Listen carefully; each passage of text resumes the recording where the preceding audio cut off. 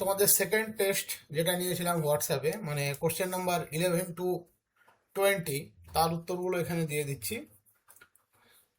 তো আগেই বলেছিলাম 10টা করে উত্তর দিয়ে দেবো। তো কোশ্চেন নাম্বার 11 to 20 তার উত্তরটা রেডি করছি আপাতত। তো এখানে তিনটে জিনিস মেনশন করা আছে, তিনটে বলছি, পাঁচটা জিনিস। আমাদের ইউটিউব চ্যানেল, তোমরা জানো এটা সবাই, এটা সাবস্ক্রাইব করে রাখবে। এটা আমাদের ফেসবুক পেজের লিঙ্ক, এটা সাবস্ক্রাইব করে রাখবে। এগুলো সব ডিসক্রিপশন বক্সে দেওয়া থাকবে। টিচমেন্ট ক্লাসরুম আইডি, এই আইডিটাতে সাবস্ক্রিপশন রাখলে তোমাদের বেনিফিট এটাই, যে পরীক্ষাগুলো হোয়াটসঅ্যাপ এখন হয়ে যাচ্ছে ওগুলো টিচমেন্ট আইডিতে দেওয়া থাকবে, পরে আরেকবার দিতে পারবে। প্লাস আমরা মান্থলি একটা লাইভ টেস্ট নিচ্ছি, যে কেউ জয়েন করতে পারে, কোনো কিছু ব্যাপার নেই। যে কোনো SLST অ্যাসপাইরেন্ট ম্যাথামেটিক্সে তারা জয়েন করতে পারে। লাইভ টেস্টগুলো আপাতত লাইভে হবে, ইন্টারাকশন মোডে, আমি থাকবো, তোমরা থাকবে, একসাথে হবে। পরবর্তীতে যখন SLST ডিক্লেয়ার হবে তখন তোমরা ওই টেস্টগুলো আবার আরেকবার রিপিট দিতে পারবে। তার জন্য এই ক্লাসরুম আইডিটাতে জয়েন থাকলে ওখানেই তোমাদের টেস্টগুলো রিপিট আসবে, ওখানে তোমরা আবার দিতে পারবে।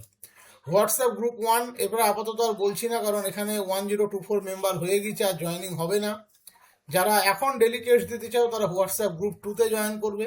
যে টেস্ট বা যে কোশ্চেন ডেলি হোয়াটসঅ্যাপ গ্রুপ 1-এ দেওয়া হয়, সেই একই কোশ্চেন হোয়াটসঅ্যাপ গ্রুপ 2তে দেওয়া হয়, সুতরাং সেখানে তোমরা টেস্ট দিতে পারবে। মান্থলি যে একটা লাইভ টেস্ট হয় তার ক্লাসের লিঙ্ক আমরা ইমেল মারফত পাঠিয়ে দিই, আবার এই হোয়াটসঅ্যাপ গ্রুপগুলোতেও লিঙ্ক দিয়ে দেওয়া হয়।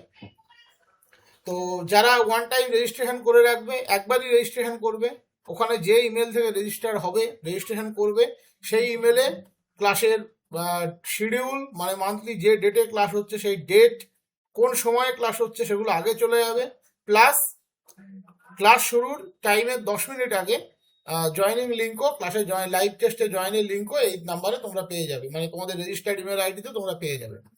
কোনো কিছু জানার থাকলে আমাকে হোয়াটসঅ্যাপ করতে পারো। আমরা রিকোয়েস্ট করি কলটা করবে না, কল ধরা সম্ভব নয়।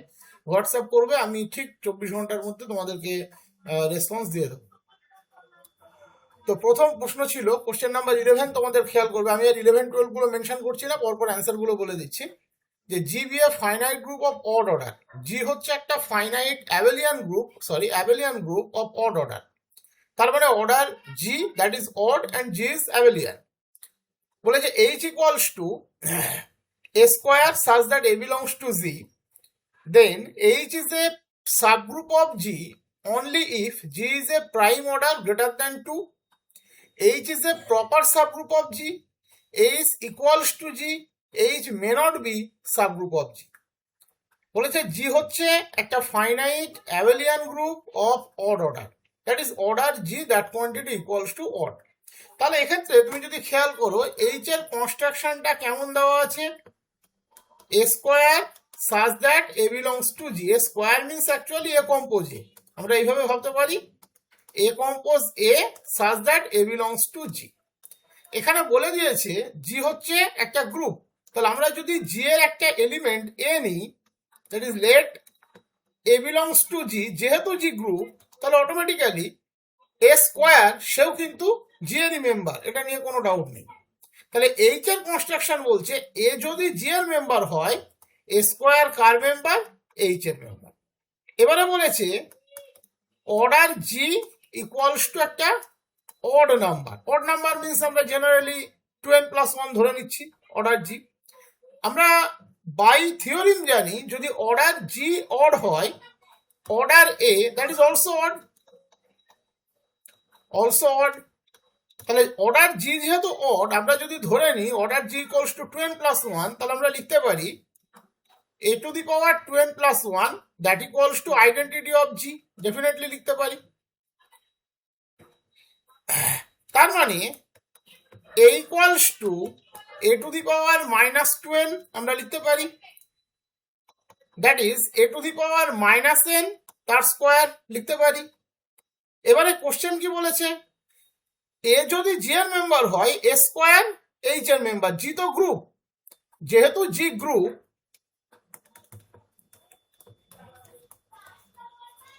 and A belongs to G, তার মানে A to the power minus N সেটাও জি এর মেম্বার। এইচ এর কনস্ট্রাকশন বলছে তাহলে A to the power minus N তার স্কোয়ার এইচ এর মেম্বার। তার মানে আমরা ফাইনালি কি পেলাম, A belongs to H. H আমরা কোথায়, এ আমরা কোথায় ধরেছিলাম, জি এর মধ্যে, এ পেলাম কোথায়, এইচ এর মধ্যে। তার মানে অটোমেটিক্যালি এক্ষেত্রে আমরা কি বলতে পারি, G subset of H.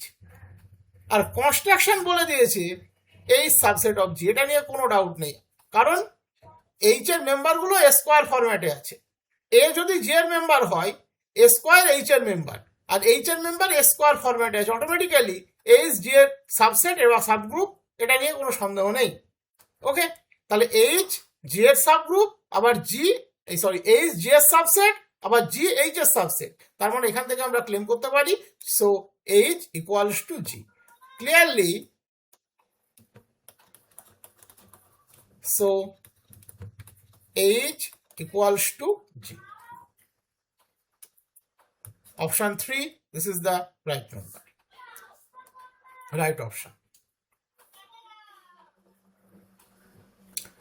Next বলেছে in an abelian group order A equals to 5, তার মানে a to the power 5 that equals to identity. Order B equals to 7 equals to identity. Then AB to the power 14. ভালো করে খেয়াল করবে, G হচ্ছে কিন্তু abelian group. তাহলে AB to the power 14 equals to আমরা লিখতে পারি A to the power 14 B to the power 14। কেন? কারণ Gটা অ্যাবেলিয়ান গ্রুপ। তার মানে আমরা লিখতে পারি A to the power 10 A to the power 4 b to the power 7 তার square. a to the power 10 5 এর কম্পোনেন্ট হিসাবে আমরা গেলাম, তাহলে a to the power 5 তার square, a to the power 4 b to the power 7 তার square. খেয়াল করে দেখো, a to the power 5 এবং b to the power 7 দুটোই হচ্ছে আইডেন্টিটি। তাহলে পড়ে থাকলো a to the power 4। এবারে অবজার্ভ করো, a to the power 4 কিন্তু কোথাও অপশনে নেই, আমি ইচ্ছে করেই ওইভাবে লিখেছিলাম। তাহলে এটাকে আমরা লিখতে পারি 5 A inverse, a to the power 5 identity, তাহলে পড়ে থাকলো A inverse. Option 2, this is the right option.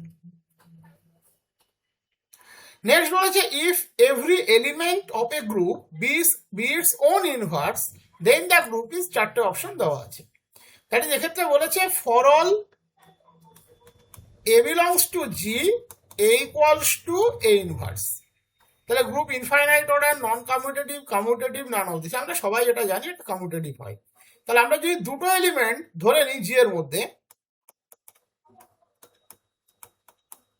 যেহেতু G group, automatically A B সেও বিলংস টু জি। তাহলে as per given condition A B equals to A B তার inverse, that is B inverse A inverse. Question বলেই দিয়েছে B inverse equals to B, A inverse equals to A. তার মানে আমরা কি বলতে পারি, G is commutative, G is commutative, এটা আমরা বলতে পারি। নেক্সট বলেছে the order of an element A in a group G is 30। Order A that equals to 30। তাহলে অর্ডার এ টু দি পাওয়ার 18 কত হবে? এটা খুব কমন কোশ্চেন। এটার জন্য আমরা একটা যদি থিওরি মনে রাখি, আমাদের কাজটা অনেক সহজ হয়ে যায়। For every integer t, order a to the power t equals to n divided by GCD t comma n, যেখানে n equals to order a. এটা আমরা সবাই পড়েছিলাম, order a to the power t equals to n divided by GCD of t comma n। তাহলে এক্ষেত্রে টি এর value হচ্ছে 18 আর n এর ভ্যালু হচ্ছে 30। তাহলে আমরা কি পাবো, 30 ডিভাইডেড বাই জিসিডি অফ 18 কমা 30। 18 এবং 30 জিসিডি হয় 6, তাহলে 30 ডিভাইডেড বাই 6 দ্যাট ইজ 5। তাহলে option 4 This is the right option. Next বলেছে GB a group such that order A equals to 3. AB A inverse equals to B square for AB belongs to G, যেখানে beta obviously non identity element, তাহলে order B কত হবে? এক্ষেত্রে order B বের করতে গেলে অর্ডারের প্রপার্টি কি বলছে, আমাকে b to the power something equals to identity আনতে হবে and that something least quantity হতে হবে। তাহলে আমরা বি এর পাওয়ার থেকে শুরু করি, বি স্কোয়ার আছে, তাহলে B to the power 4, B to the power 8, এগুলো ক্যালকুলেট করতে করতে যাব, এটাই স্ট্র্যাটেজি এক্ষেত্রে। তাহলে B to the power 4 A B A inverse, A B A inverse, দুটো বি স্কোয়ারের কম্পোজিশন। এবারে দেখো আমরা যদি অ্যাসোসিয়েটিভিটি অ্যাপ্লাই করি তাহলে A inverse A B A inverse, A inverse A তো আইডেন্টিটি, তাহলে A B square A inverse লিখতে পারি। এবারে রিভার্স নেব, B square equals to A B A inverse, তাহলে A B A inverse A inverse, তাহলে A square B A to the power -2। Next আমরা চলে যাব বি টু দি পাওয়ার 8। কেন? আমাদের মূল টার্গেট হচ্ছে order A equals to 3 K apply করা। তাহলে বি টু দি পাওয়ার 4 এ গিয়ে এ স্কোয়ার এসেছে, বি টু দি পাওয়ার 8 এ গিয়ে এ কিউব আসতে বাধ্য। তাহলে বি টু দি পাওয়ার 8 দুটো B to the power 4 approach হবে, তাহলে A square B A to the power -2, A square B A to the power -2। আবার অ্যাসোসিয়েটিভিটি অ্যাপ্লাই করো, A square B A to the power -2, A square B A to the power -2, A to the power -2 আর A to the power 2 automatically identity, তাহলে A square B square A to the power -2।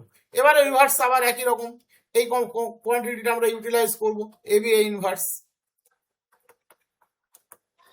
A B A inverse the power -2, তার ultimate আমরা পেলাম A cube B A to the power -3। এবারে বলে দিয়েছে order A equals to 3, তাহলে A to the power 3 that quantity identity as well as A to the power -3 that quantity also identity, তাহলে E inverse that is B. তাহলে আমরা কি পেলাম, B to the power 8 equals to B. এখানে বলেই দিয়েছে B non identity element, that is b to the power 7 identity, that is order b equals to 7. Option 3, this is the right option.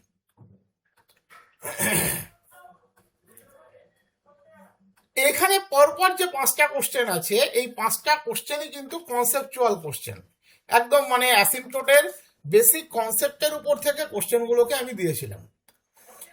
কোশ্চেনগুলো কি কি আছে বলেছে, pxy be a point on a curve such that it has a branch beyond finite region, p tends to infinity।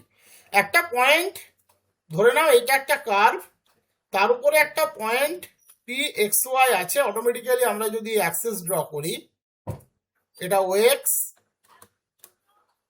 এটা oy, this is pm, এই কম্পোনেন্টটি y and এই কম্পোনেন্টটি হচ্ছে x, pn হচ্ছে x। তাহলে p টেন্ডস টু ইনফিনিটি কখন হবে? আমাদের theoretical ক্লাসে এগুলো ডিটেলসে করানো হয়, তবু আমি একবার বলে দিচ্ছি। এখানে p টেন্ডস টু ইনফিনিটি কি কিভাবে হতে পারে। দেখো, যদি pm টেন্ডস টু ইনফিনিটি হয় তাহলেও p টেন্ডস টু ইনফিনিটি হবে, যদি pn টেন্ডস টু ইনফিনিটি হয় তাহলেও p টেন্ডস টু ইনফিনিটি হবে, যদি op that is square root of x square plus y square tends to infinity হয় তাহলেও p tends to infinity হবে, that is at infinity। কনসেপ্টটাকে বলা হয় at infinity কনসেপ্ট। তাহলে p tends to infinity, any one of mod x or mod y tends to infinity, তার জন্য হবে। both of mod x and mod y tends to infinity, তার জন্য হবে। square root of x square plus y square, that is op যদি tends to infinity হয় তার জন্য হবে। তাহলে এক্ষেত্রে option 4 this is the right option. তবু আমি এখানে ডিটেলসটা বলে দিয়েছি, যেটা বললাম সেটাই বলে দিয়েছি যে অ্যাট ইনফিনিটি কনসেপ্টটা কেমন হয়। let pxy be a point on a curve that has a branch beyond finite region, if p moves along the curve so that at least one of mod x, mod y or both tend to infinity, then p is said to tend to infinity and we denote it p tends to infinity. In other words, if p moves, আমার note থেকেই দেওয়া, এটা just computerised করে দেওয়া হয়েছে. In other words, if p moves along the curve in such a way that the distance of the point p from the origin tends to infinity, then p is said to move along the curve to infinity. That is আমি মুখে যেটা বললাম সেটা এই ক্ষেত্রে দেওয়া আছে. Next বলে যে straight line is called an asymptote of a curve if the distance from a variable point p on its curve to the straight line approaches infinity as the point p tends to origin, approaches infinity as the point p tends to infinity, approaches 0 as the point p tends to infinity, approaches 0 as the point p tends to origin. Simple ব্যাপার, এই হচ্ছে একটি curve. ধরে নাও এটা একটা line. এই লাইনটিকে অ্যাসিম্পটোট কখন বলি? আমরা যারা থিওরি মনে রেখেছি তারা জানি, যদি limit p tends to infinity pm equals to 0 হয় বা টেন্ডস টু 0 হয়, দ্যাট ইজ পয়েন্টটি যখন ইনফিনিটির দিকে যাবে ওই পয়েন্ট থেকে ওই লাইনের পারপেন্ডিকুলার ডিস্টেন্সটি 0-র দিকে যাবে. দ্যাট ইজ অ্যাসিম্পটোটের একটা কনসেপ্টই বলা হয় ট্যানজেন্ট অ্যাট ইনফিনিটি. বাট একটা জিনিস মনে রাখবে, কোনো কার্ভ যদি এন্টায়ারলি ফাইনাইট জোনে থাকে তার কোনোদিন অ্যাসিম্পটোট থাকতে পারে না. দ্যাট ইজ অ্যাসিম্পটোট থাকতে গেলে এই যে উপরের যে কনসেপ্টটা লেখা আছে that has a branch beyond finite region, এটা কিন্তু মান্যতা দিতে হবে. তাহলে এক্ষেত্রেও আমি ডেফিনেশনগুলো তার জন্য দিয়ে দিয়েছি. 3টে ডেফিনেশনই আমার এখানে দেওয়া আছে. আমরা লাস্ট ডেফিনেশনের উপরে এমসিকিউটা আছে যে straight line is called an asymptote of a curve if the distance from a variable point p on this curve to the straight line approaches to 0 as the point p tends to infinity. আরো দুটো definition এখানে দেওয়া আছে. if a straight line cuts a curve in 2 points at infinite distance from the origin, এগুলো আমি এখানে just দেওয়ার জন্য দিয়ে দিয়েছি. আমি এমসিকিউটার হিসাবে এটাকে বলে দিলাম. মানে অ্যাসিম্পটোটকে আমরা অ্যাকচুয়ালি বলি ট্যানজেন্ট অ্যাট ইনফিনিটি. তাহলে এক্ষেত্রে option 3 this is the right option. অ্যাসিম্পটোটের ভাগটাগুলো দেওয়া আছে, ওগুলো জাস্ট এমনি দিয়ে দিয়েছি দেখার জন্য. বলেছে if a curve wholly lies in a finite region then the curve has no asymptote. আমি একটু আগেই বলে দিলাম কোনো কার্ভ যদি এন্টায়ারলি ফাইনাইট জোনে লাই করে দ্যাট ইজ তার কোনো ইনফাইনাইট জোনে ব্রাঞ্চ থাকেই না, নেই, সেখানে p টেন্ডস টু ইনফিনিটির কনসেপ্টই আসবে না. তাহলে অটোমেটিক্যালি এক্ষেত্রে কোনো অ্যাসিম্পটোট তুমি পাবে না. বলেছে asymptote parallel to X axis is called horizontal asymptote. একদম ঠিক, আমরা অ্যাসিম্পটোট হরাইজন্টাল, ভার্টিক্যাল এবং অবলিক তিনটে পেয়ে থাকি. Parallel to y-axis is called vertical asymptote. Any asymptote not parallel to either of the axis is called oblique asymptote. তাহলে এক্ষেত্রে option 4 this is the right option. এখানে সবগুলোই লিখে দিয়েছি, তোমরা তবু একবার পড়ে নেবে. Asymptote of a curve may be parallel to x-axis or y-axis. Asymptote parallel to x-axis and y-axis are respectively called horizontal and vertical asymptote. Any asymptote not parallel to either of the axis is called oblique asymptote. আমার নোটাই যেটা হাতে হ্যান্ডরাইট মানে on screen লেখা থাকে সেটাই computerised করা আছে এখানে. নেক্সট বলে যে straight line x equals to a is a vertical asymptote of y equals to fx if and only if limit x tends to a minus modulus fx equals to infinity, limit x tends to a plus modulus fx equals to infinity, limit x tends to a modulus fx equals to infinity, any one of 1 to 3 holds. Actually any one of 1 to 3 holds. একটা straight লাইনকে আমরা y equals to fx এর vertical অ্যাসিম্পটোট বলে থাকি কখন? যদি x a K approach করে maybe from the left hand side, maybe from the right hand side or maybe both, যদি মডিউলাস এফএক্স ইনফিনিটির দিকে টেন্ড করে তাকে আমরা বলে থাকি ভার্টিক্যাল অ্যাসিম্পটোট. এটা তোমাদের ডিটেলসে থিওরিতে করানো আছে, যাদের কোনো অসুবিধা নেই তোমরা জাস্ট একটু দেখে নিলে এটা বুঝতে পারবে.